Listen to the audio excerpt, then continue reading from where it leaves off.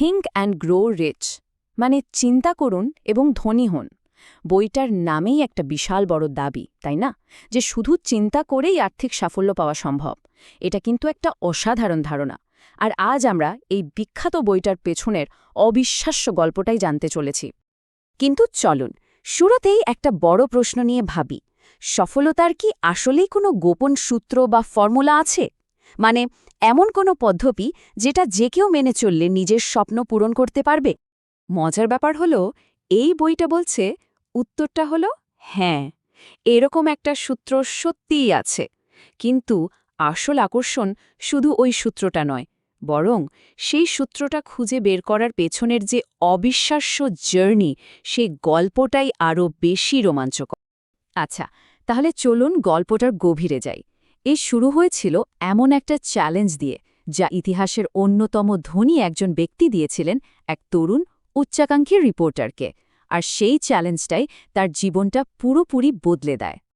এই যে ইনি হলেন নেপোলিয়ন হিল, ভার্জিনিয়ার এক সাধারণ, এমনকি বলা যায় দরিদ্র পরিবার থেকে উঠে আসা একজন রিপোর্টার। তার চোখে অনেক স্বপ্ন ছিল, কিন্তু তিনি নিজেও জানতেন না যে তার জীবনে এমন একটা মোড় আসতে চলেছে যা তার ভাগ্যকেই চিরদিনের জন্য বদলে দেবে। সালটা ছিল ১৯০৮। হিল তার ক্যারিয়ারের সবচেয়ে বড় অ্যাসাইনমেন্টটা পেলেন। তখনকার বিশ্বের অন্যতম ধনী আর ক্ষমতাধর ব্যক্তি, যাকে বলা হতো ইস্পাত সম্রাট, সেই অ্যান্ড্রু কার্নেগির সাক্ষাৎকার নেওয়া। ওই সাক্ষাৎকারের সময়েই কার্নেগি হিলের মধ্যে এমন কিছু একটা দেখতে পেয়েছিলেন। তিনি হিলকে একটা অবিশ্বাস্য প্রস্তাব দিলেন, একটা চ্যালেঞ্জ ছুড়ে দিলেন।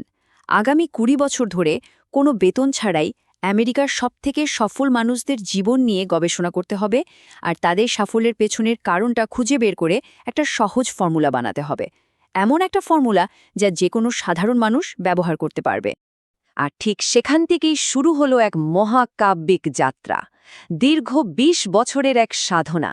লক্ষ্য একটাই, সাফল্যের সেই আসল রহস্যটা খুঁজে বের করা। হিল কিন্তু এক মুহূর্ত দেরি করেননি। তিনি সাথে সাথেই চ্যালেঞ্জটা গ্রহণ করেন। এই টাইমলাইনটা দেখলেই বোঝা যায় তিনি তার জীবনের ২ দশকেরও বেশি সময় শুধু এই একটা কাজেই লাগিয়ে দিয়েছিলেন। এই লম্বা যাত্রার ফল হিসেবেই ১৯২৮ সালে প্রথম প্রকাশিত হয় তার বই দ্য ল অফ সাকসেস, আর তারপরই আমরা পাই আজকের এই বিখ্যাত বই। ভাবা যায় এই গবেষণাটা ঠিক কতটা বড় ছিল। হিল তার সময়ের ৫০০ জনেরও বেশি সফল নারী পুরুষের সাথে কথা বলেছিলেন, তাদের সাক্ষাৎকার নিয়েছিলেন, তাদের জীবনকে কাটাছেঁড়া করে বিশ্লেষণ করেছিলেন। আর একবার শুধু নামগুলো দেখুন, কাদের নিয়ে তিনি গবেষণা করেছিলেন। আমরা বলছি টমাস এডিসন আর আলেকজান্ডার গ্রাহাম বেলের মতো সব যুগান্তকারী উদ্ভাবকের কথা, হেনরি ফোর্ড আর জন ডি রকফেলারের মতো সব ইন্ডাস্ট্রি টাইকুনের কথা, এমনকি থিওডোর রুজভেল্টের মতো একজন প্রেসিডেন্টও ছিলেন এই তালিকায়। এটা ছিল এক কথায় এক অভূতপূর্ব গবেষণা। তো এত রিসার্চের পর, এত বছর পর তিনি কি খুঁজে পেলেন? সেই গোপন রহস্যটা আসলে কি ছিল যা এই সব অসাধারণ সফল মানুষদের মধ্যে কমন ছিল? আসল ব্যাপারটা হলো, রহস্যটা লুকিয়েছিল আমাদের চিন্তার শক্তিতে।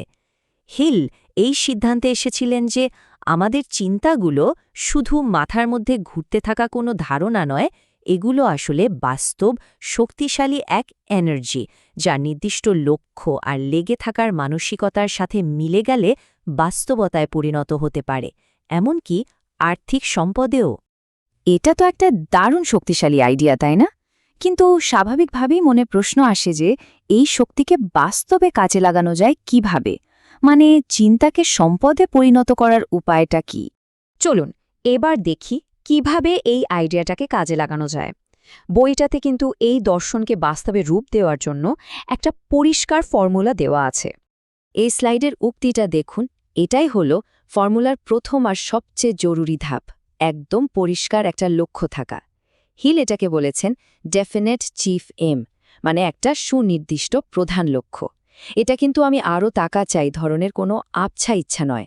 এর মানে হলো ঠিক কি চাওয়া হচ্ছে, ঠিক কত পরিমাণে আর কবে নাগাদ, সেই ব্যাপারে একেবারে ক্রিস্টাল ক্লিয়ার একটা ধারণা থাকতে হবে।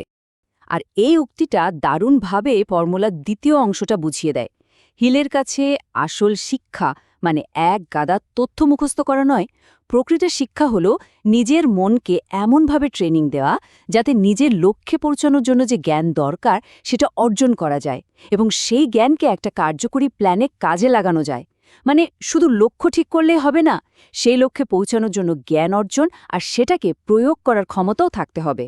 এবার চলুন দেখি এই পুরো ২০ বছরের জার্নি, এতগুলো সাক্ষাৎকার আর এত বিশ্লেষণ সব মিলিয়ে কিভাবে একটা কিংবদন্তিতে পরিণত হলো। থিঙ্ক অ্যান্ড গ্রো রিচ বইটা হলো সেই দীর্ঘ সাধনার চূড়ান্ত ফসল। এটা আসলে শুধু একটা বই নয়, এটা যেন হেলের ২ দশকের গবেষণার নির্যাস, সাফল্যের পথে হাঁটার জন্য তৈরি করা একটা ম্যাপ। আর এর প্রভাব অভাবনীয়। বইটা লক্ষ লক্ষ কপি বিক্রি হয়েছে, আর এটা এখন পর্যন্ত লেখা অন্যতম প্রভাবশালী বইগুলোর একটা হিসেবে ধরা হয়, যা প্রজন্মের পর প্রজন্ম ধরে অগণিত মানুষকে অনুপ্রেরণা দিয়ে যাচ্ছে। সুতরাং পুরো আলোচনার শেষে আমরা সেই মূল কথাটিতেই ফিরে আসছি। যদি আমাদের চিন্তায় সত্যি বাস্তব কোনো শক্তি হয় এবং আমাদের চারপাশের দুনিয়াকে বদলে দেওয়ার ক্ষমতা রাখে, তাহলে নিজেদেরকে সবচেয়ে গুরুত্বপূর্ণ যে প্রশ্নটি করা উচিত তা হল, আমাদের চিন্তা আমাদের কোথায় নিয়ে যাবে।